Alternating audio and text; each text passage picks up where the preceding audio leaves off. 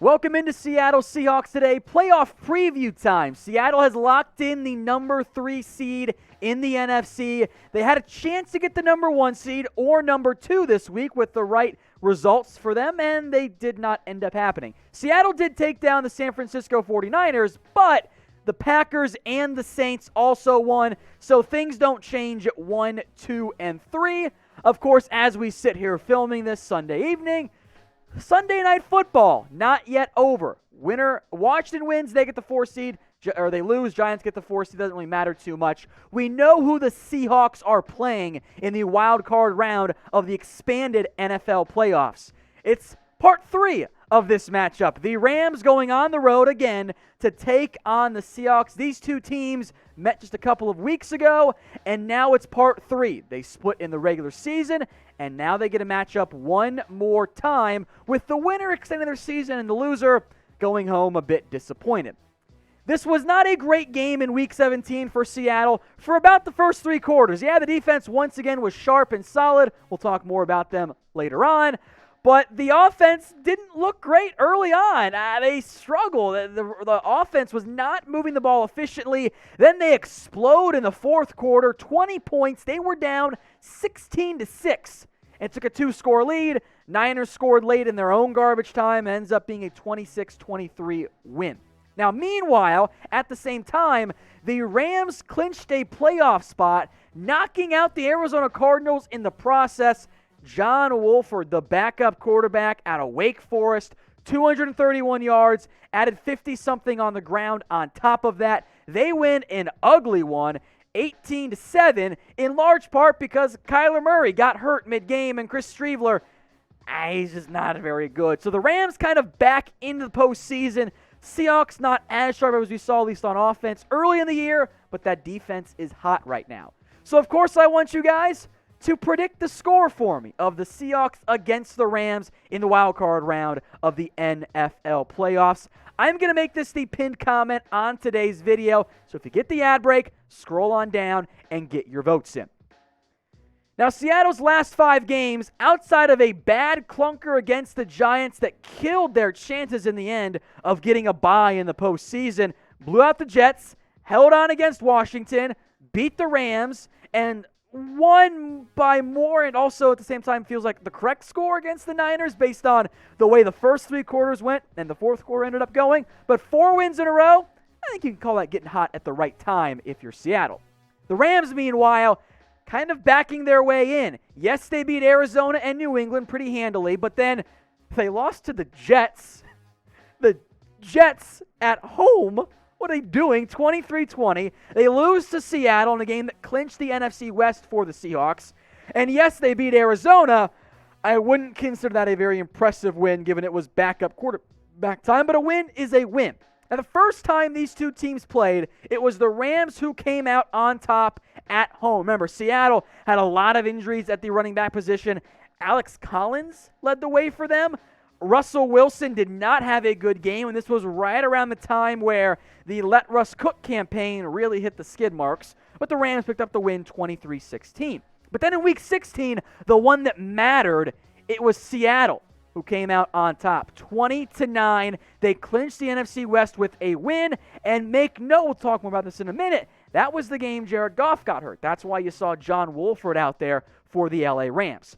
So amid uncertainty around the quarterback position, which is why we don't have betting odds on this game yet, because no one's going to put them out until we know who's at quarterback for the Rams, what's your confidence level? If you're a Seahawks fan, which I'm sure you all are, I know you all are, in beating the Rams, rate it for me on a scale of 1 to 10. Now, today's show made possible by our sportsbook partner, BetUS. Head over to chatsports.com/bet. Use the promo code. You see it right here. It's Seahawks125. When you put down $100, that'll get you actually 2 things. Number 1, the obvious 125% deposit bonus. So an extra $125 for free to play with. It's a fantastic deal. And because Seattle made the playoffs, we'll hook you guys up with a Seahawks jersey. If you want to claim, you got to go deposit and place a bet, all that. Then email us, Seahawks@chatsports.com. betUS.com. I will make sure the email is in the comments and in the description to make your lives easier. It's only available, though, for new BetUS customers. But if you're feeling good about Seattle, want to have some money to bet with during the postseason, and you want a jersey, just email us, Seahawks@chatsports.com. Now let's talk quarterbacks here. We'll begin with Russell Wilson, who finishes the year, shout out Russ, with 40 touchdowns, over 4,000 passing yards, and almost as nice as possible completion percentage. It actually came in, it rounded up above 69.6. The start of the year, though, was clearly better for Wilson, especially in terms of the volume passing yards. He cooled off, but I don't know about you guys, I really trust Wilson in the postseason. Somebody I don't trust is Jared Goff.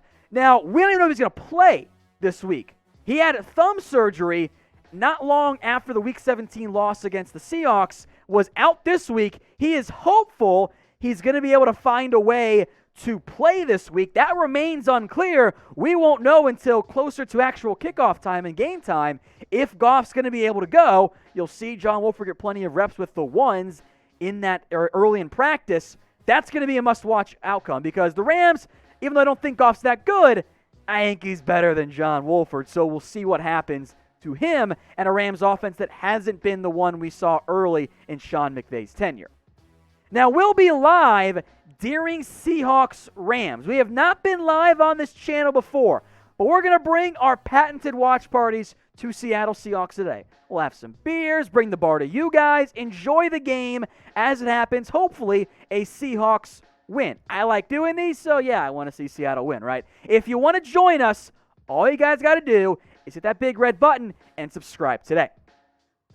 Let's talk injuries now, and this is the concerning one, right? Jamal Adams left the game with a shoulder injury.